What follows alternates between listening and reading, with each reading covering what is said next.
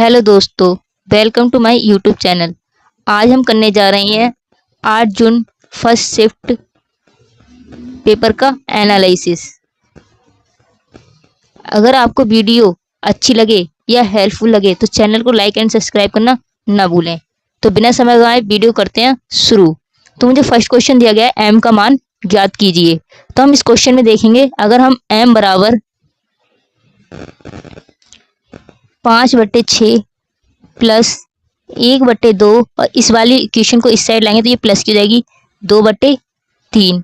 हम नीचे हर को बराबर कर लेते हैं, तो मैं दोनों साइड 2 से मल्टीप्लाई कर दूंगी। यहाँ भी मैं 3 से मल्टीप्लाई कर दूंगी, तो मेरा आएगा m बराबर 5/6 प्लस 3/6 प्लस 4/6। तो जब मैं इसको सॉल्व करूंगी तो मेरा आएगा 4 3 7 7 5 12 12/6। तो मेरा ये सॉल्व करके आएगा 2 और 2 मेरा right answer, option A. Next question मुझे दिया गया है, दो स्टेशन ए और बी सीधी रेखा पर 210 किलोमीटर की दूरी पर स्थित है। एक ट्रेन सुबह 7 बजे ए से प्रारंभ होती है और 35 किलोमीटर प्रति घंटा की चाल से वी की ओर चलती है। दूसरी ट्रेन सुबह 8 बजे वी से प्रारंभ होती है और 40 किलोमीटर प्रति घंटा की चाल से ए की ओर चलती है। वे किस समय मिलेंगी? फर्स्ट ट्रेन हमारी जो है 8 बजे, ट्रेन ए द्वारा तय की गई दूरी 8 बजे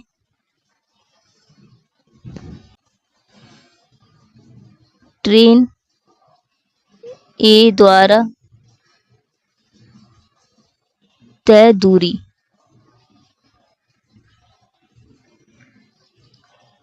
35 गुणा 1, तो ये आएगा मेरा 35। सेकंड हम देखते हैं 8 बजे उनकी बीच शेष दूरी।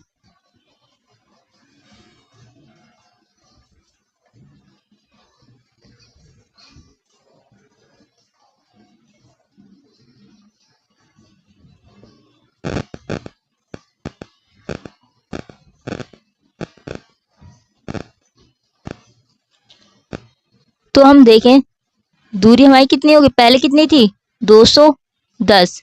अगर 210 में से मैं 35 घटा दूं तो मेरा कितना आएगा 175 किलोमीटर। ठीक, अगर हम देखें सापेक्ष गति, तो सापेक्ष गति हमारी क्या होती है? सापेक्ष गति बराबर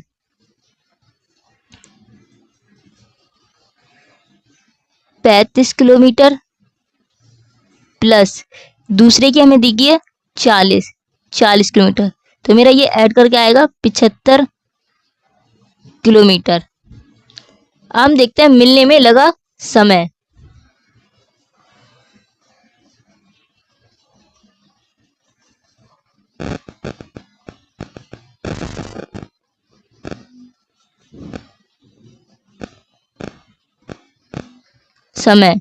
तो मिलने में हमें कितना समय लगा है?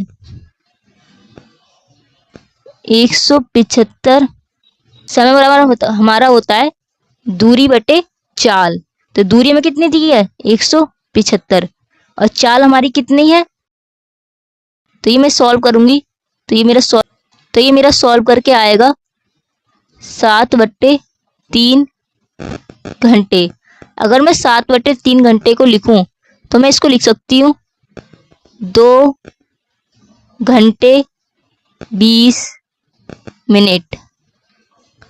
ठीक, तो हम देखते हैं मिलने का समय।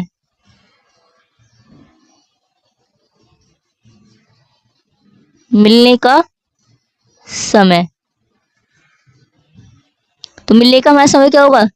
सुबह 8 बजे चलनी शुरू हुई थी, प्लस कितना टाइम आया था हमारा 2 घंटे 20 मिनट। तो टोटल टाइम मेरा निकल के आ जाएगा, अगर मैं इसको ऐड कर दूं तो मेरा आएगा 10:20 मिनट। तो राइट आंसर होगा मेरा वी।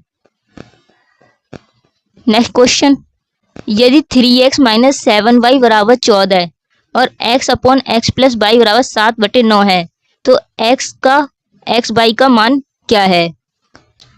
तो हम सबसे पहले हम इस वाले को ले लेते हैं। ओके, तो हमारा ये आ जाएगा 9x बराबर 7x प्लस 7y। तो अगर मैं इसको करूँगी तो मेरा ये आएगा 2x बराबर 7y। तो मैं इसको लिख सकती हूँ x बराबर 7y/2। अगर मैं इस फर्स्ट इक्वेशन में इसका मान रख दूं, यानी 3x बराबर 7y/2 माइनस 7y बराबर 14। ठीक, तो ये मेरा सॉल्व करके आएगा 21y माइनस 14y बराबर 28। तो ये मेरा आएगा 7y बराबर 28, यानी y बराबर 4। तो ऑप्शन में आप 4 का मल्टीपल भी चेक कर सकते हैं, लेकिन इसमें मेरे 4 के मल्टीपल 2 हैं। अब मैं x का मान देखती हूँ। तो अगर मैं y का मान फर्स्ट इक्वेशन या सेकंड किसी में भी रखती हूँ, तो मैं फर्स्ट में रख देती हूँ 3x माइनस 7 y बराबर 4 बराबर 14। तो ये हमारा आएगा 3x बराबर 14 प्लस 7 चौक 28। तो 3x बराबर 42 और x बराबर मेरा आएगा निकलकर 14। और मुझसे मान पूछा गया है x बाई का, तो x बाई बराबर 14 गुणा 4, 14 चौका 56। यही मेरा राइट आंसर है। तो ऑप्शन होगा करेक्ट ए। नेक्स्ट क्वेश्चन, एक व्यापारी 18,960 में एक वस्तु खरीदता है और इसे 15% हानि पर बेचता है। वस्तु का विक्रय मूल्य क्या होगा? तो कोई भी वस्तु मेरी क्या होती है, 100% होती है, यानी कि 18,960 गुणा 100 में से अगर मैं 15 घटा दूं तो मेरा आएगा 85/100। 1 0 से 1 0 कैंसिल। 5 से अगर मैं ऐसे करूँ, 5 दूनी 10, 5 एकम 5, 5 तियां 15। मैं 2 से अभी इसको और कैंसिल कर सकती हूँ। 2 नीम 18, 2 चौक 8, एक इधर 2 अट्ठे 16। तो अगर मैं इसको सॉल्व करूँ 948 गुणा 13, तो ये मेरा सॉल्व करके आएगा 16,116, यानी करेक्ट आंसर होगा मेरा ऑप्शन सी। नेक्स्ट क्वेश्चन, एक दुकानदार ने 15,400 में एक टेलीविजन खरीदा और इसे 18,060 रुपये में बेच दिया। लाभ और लाभ प्रतिशत की गणना कीजिए। तो हमारा उसने कितने में खरीदा? 15,400 में, और बेचा कितने में? 18,060 में, यानी ये मेरा एक टाइप से क्या होगा, क्रय मूल्य। तो सबसे पहले हम इसमें लाभ ज्ञात कर लेते हैं, यानी लाभ बराबर 18,060 माइनस 15,400 रुपये। तो लाभ मेरा आएगा 2,660 रुपये। ठीक, अब हमें लाभ प्रतिशत ज्ञात करना है। तो लाभ प्रतिशत हम कैसे कर देंगे? लाभ प्रतिशत बराबर, तो हमें कितने का लाभ हो रहा है? 2,660 रुपये। और हमारा क्या होता है क्रय मूल्य कितना है हमारा? 15,400 रुपये। 15,400 रुपये परसेंटेज में बदलने के लिए 100 से गुणा कर देंगे, तो लगभग ये मेरा निकल के आएगा 17.27%, और यही मेरा राइट आंसर है। तो करेक्ट ऑप्शन मेरा होगा D. Next question, next question में बोला गया है 6 संख्याओं का औसत 12 है, जबकि उनमें से 2 संख्या का औसत 6.5 है, जबकि अन्य 2 संख्याओं का औसत 4.5 है। शेष 2 संख्याओं का औसत क्या होगा? ठीक, तो 6 संख्याओं का औसत हमारा टोटल कितना है? 12, यानी 6 गुणा 12, तो ये मेरा कितना आएगा? 72। नेक्स्ट 2 संख्याओं का औसत हमारे लिए कितना दिया है? 6.5, तो ये मेरा सॉल्व करके आएगा 13। ऐसे अगर मैं नेक्स्ट देखूं तो 2 संख्याओं का औसत मेरा कितना है? 4.5, तो ये मेरा आएगा 9, यानी कि 4 संख्याओं का औसत हमारा कितना है? 22। ओके, तो नेक्स्ट अगर हम देखें 72 शेष संख्याओं का औसत, शेष 2 संख्या का औसत, तो ये हमारा आएगा 72 माइनस 22, यानी कि 50। और 2 संख्याओं को बोला तो हम 2 से इसे डिवाइड कर देंगे, तो मेरा निकल के आएगा 25, यानी करेक्ट ऑप्शन होगा ए। नेक्स्ट क्वेश्चन, ए और बी ने एक व्यवसाय में 3:2 के अनुपात में धन निवेश किया। यदि वर्ष के अंत में 7,000 है तो लाभ ए का हिस्सा क्या होगा? ए और बी का अनुपात हमें दिया गया है क्वेश्चन में 3:2। अगर हम देखें टोटल लाभ हमारा कितना दिया है ने, टोटल वैल्यू हमें क्वेश्चन में दी गई है रेशो 5, यानी 5 रेशो की वैल्यू हमारी 7,000 के बराबर है, तो हमारी एक रेशो की वैल्यू होगी 1400 रुपए। हमसे क्वेश्चन बोला है ए का लाभ का हिस्सा ज्ञात कीजिए, तो ए का कितना रेशो है? 3 रेशो, यानी 3 रेशो की वैल्यू हमारी होगी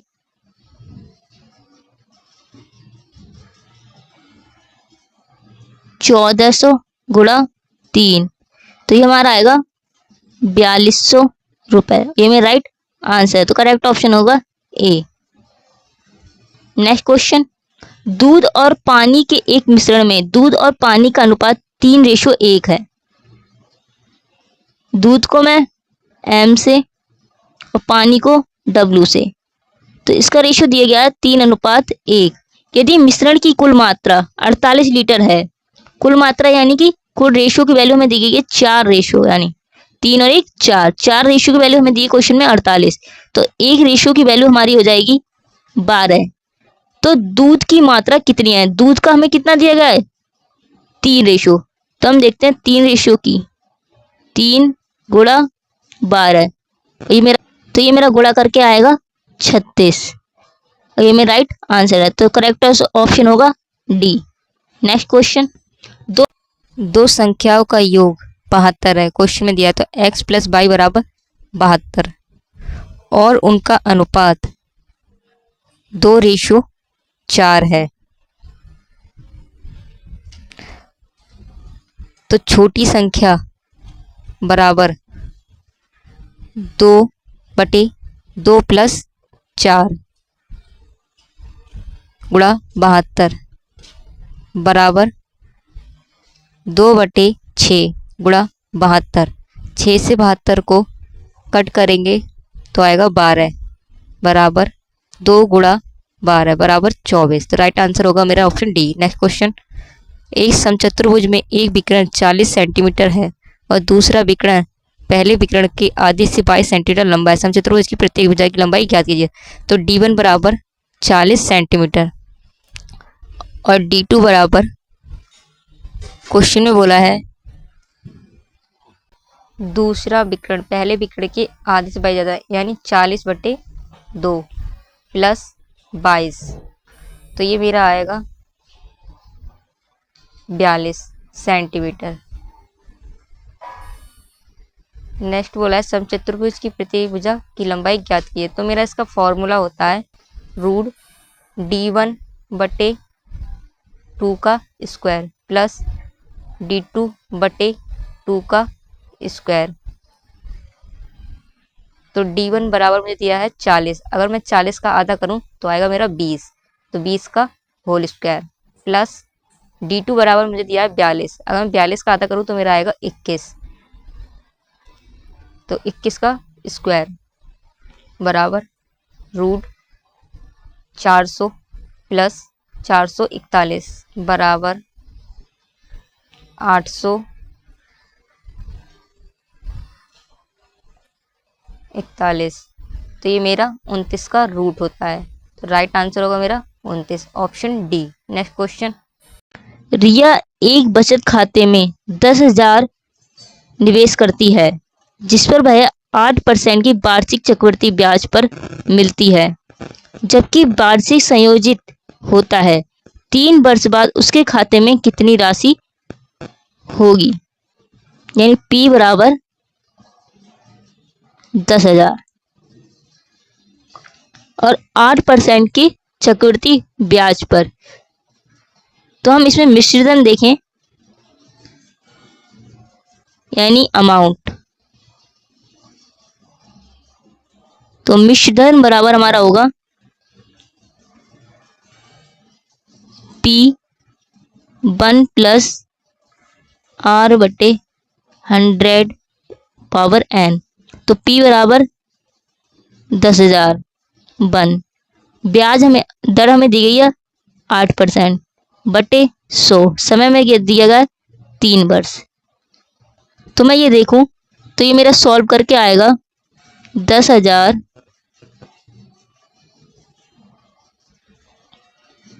1.08 की पावर 3।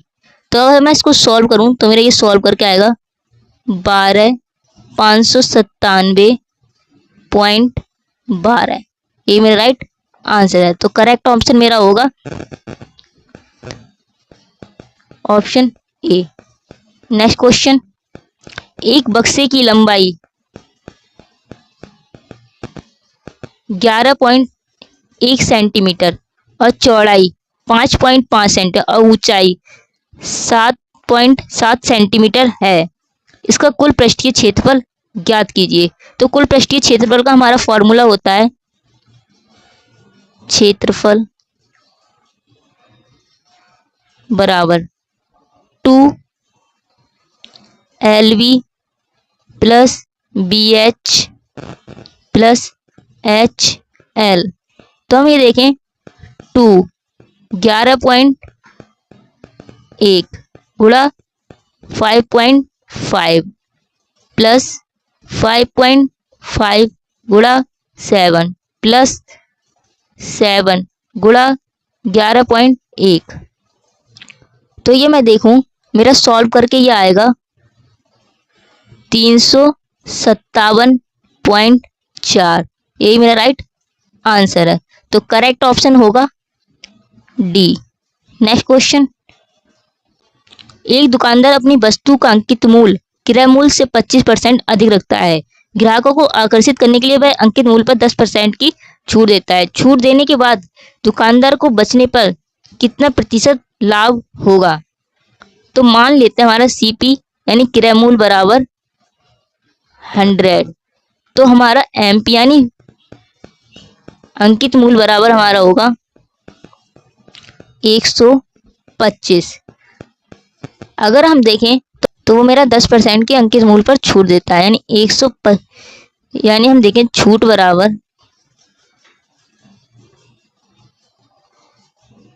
125 90 बटे 100। 10 से 10 कैंसिल। अगर हम देखें तो 5 दूनी 10, 5 दूनी 10 और 5 25। तो ये मेरा आएगा 25 गुणा 9 बटे 2 और 25 ने मेरा होता है 225 बटे 2। तो ये मेरा सॉल्व कर आएगा 112.5। ठीक। छूट के बाद उसके पास इतनी राशि बची। छूट देने के बाद दुकानदार को वस्तु बेचने पर कितना प्रतिशत लाभ होगा। तो लाभ की बात करें, हमारा लाभ कितना होगा, लाभ बराबर 112.5 माइनस 100 बराबर 12.5%। तो करेक्ट ऑप्शन होगा मेरा वी। नेक्स्ट, ये मुझे क्वेश्चन दिया गया है। क्वेश्चन में बोला है यूनिट डिजिट ज्ञात कीजिए। तो हमारी इसकी जो पावर दी है उसको हम 4 से डिवाइड कर देंगे। ठीक, मेरे 1 गुणा 2 गुणा 5 गुणा 4। अगर मैं इसको मैं सॉल्व करूँ तो मेरा आएगा 40। 40 यानी 4 से पूर्णतः विभाजित है।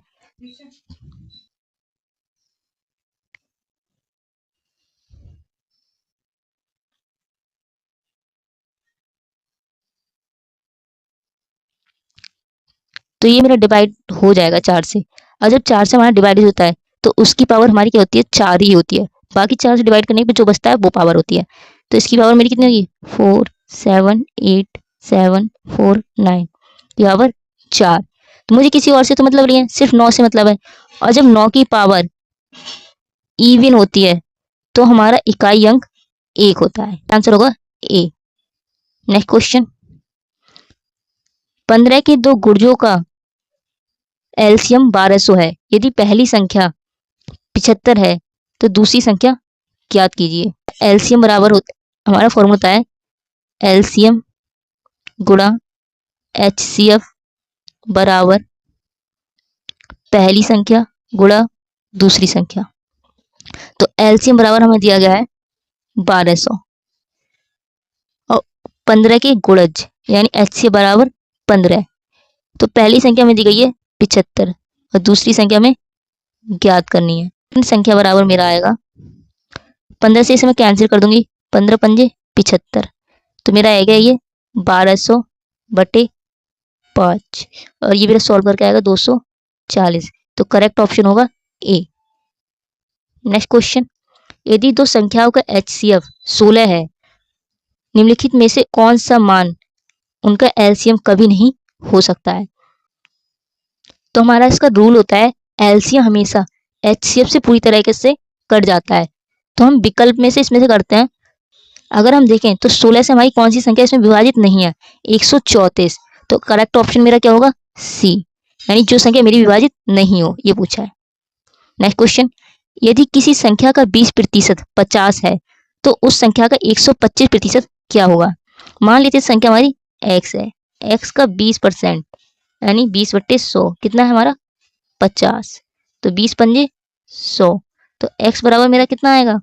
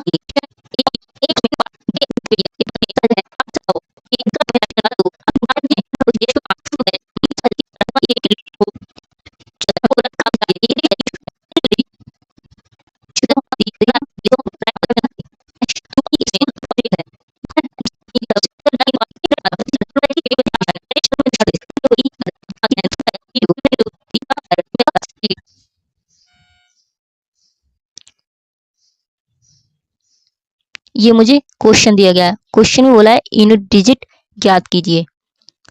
तो हमारी इसकी जो पावर दी है उसको हम 4 से डिवाइड कर देंगे। ठीक, मेरे 1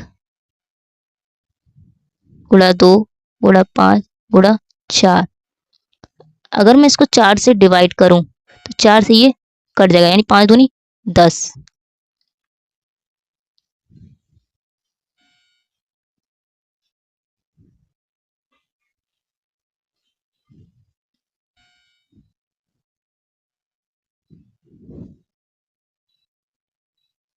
चार, तो इसको मैं सॉल्व करूं तो मेरा आएगा 40। 40 यानी 4 से पूर्णतः विभाजित है।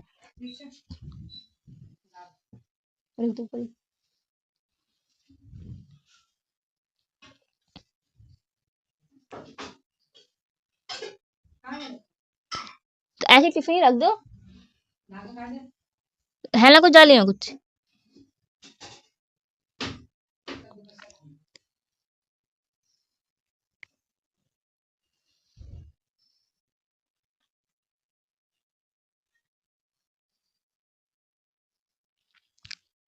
तो ये मेरा डिवाइड हो जाएगा 4 से, और जब 4 से हमारा डिवाइड होता है तो उसकी पावर हमारी क्या होती है, 4 ही होती है। बाकी 4 से डिवाइड करने पे जो बचता है वो पावर होती है। तो इसकी पावर मेरी कितनी होगी, 4 7 8 7 4 9, ये पावर 4। तो मुझे किसी और से तो मतलब नहीं है, सिर्फ 9 से मतलब है। और जब 9 की पावर इवन होती है तो हमारा इकाई अंक 1 होता है। ठीक, और जब ऑड होती है तब भी हमारा इकाई अंक 1। जब 9 की पावर इवन होती है तो हमारा इकाई अंक 1 होता है। तो राइट आंसर होगा ए। नेक्स्ट क्वेश्चन, 15 के दो गुर्जों का एलसीएम 1200 है। यदि पहली संख्या 75 है 20%, तो दूसरी संख्या 50 है, ज्ञात कीजिए। सॉरी, तो हमारा एलसीएम बराबर हमारा फॉर्मूला होता है, ठीक, एलसीएम गुणा उस संख्या का 125% बराबर क्या होगा, पहली संख्या, तो ये मेरा कितना है, दूसरी संख्या 100%। तो एलसीएम बराबर हमें दिया गया है 50, 1200, 125% 15 की गुणज, यानी 200 बराबर 50 बटे, तो पहली संख्या में दी गई है 175 और दूसरी संख्या में ज्ञात करनी है गुणा, तो दूसरी संख्या हम 125। तो सेकंड संख्या बराबर मेरा आएगा 15 से इसे मैं कैंसिल कर दूंगी, 15 पंजे 75, तो मेरा आएगा ये 1200 बटे 5, और ये मेरा सॉल्व करके आएगा 240। तो करेक्ट ऑप्शन होगा ए। नेक्स्ट क्वेश्चन, यदि दो संख्याओं का एचसीएफ 16 है, निम्नलिखित में से कौन सा मान उनका एलसीएम कभी नहीं हो सकता है।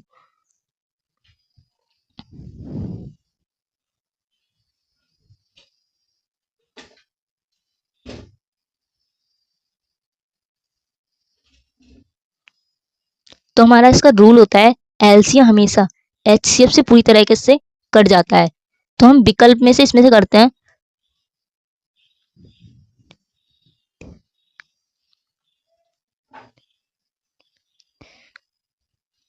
अगर हम देखें तो 16 से हमारी कौन सी संख्या इसमें विभाजित नहीं है, 134। तो करेक्ट ऑप्शन मेरा क्या होगा, सी, यानी जो संख्या मेरी विभाजित नहीं हो, ये पूछा है। नेक्स्ट क्वेश्चन, यदि किसी संख्या का 20% 50 है तो उस संख्या का 125% क्या होगा। मान लेते संख्या हमारी x है, x का 20% यानी 20/100 कितना है हमारा 50, तो 20 पंजे 100, तो x बराबर मेरा कितना आएगा,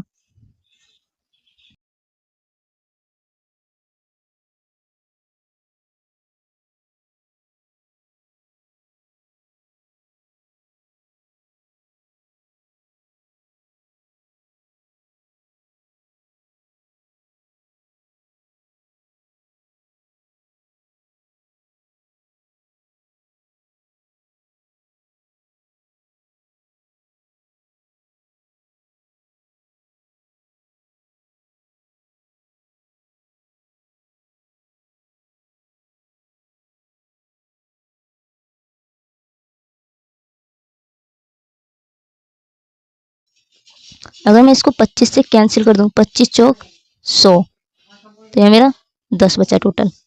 ठीक, तो इसको मेरे सॉल्व करके आएगा 1250/4। नेक्स्ट क्वेश्चन, तो जब मैं इसको सॉल्व करूंगी तो मेरा आएगा भारत में विदेशी व्यापार को कौन सा संगठन नियंत्रित करता है? 4 एकम, option A SCBI, option B RBI, option D C 4 पंजे DGFT, option D NABARD. Correct answer मेरा होगा नेक्स्ट क्वेश्चन, 3 वर्ष की अवधि में 11% की वार्षिक ब्याज की दर से 49,000 के मूलधन पर अर्जित साधारण ब्याज की गणना कीजिए। तो इसका मेरा फॉर्मूला होता है PRT/100 SI बराबर, ठीक। तो मेरा क्या निकालना है इसमें? साधारण ब्याज। P बराबर मुझे दिया गया है 49,000, R बराबर मुझे यानी दर दी गई है 11, समय की बात करें तो 3/100, 20 कैंसिल, तो मेरा ये बचा 449 गुणा 33, तो ये मेरा सॉल्व करके आएगा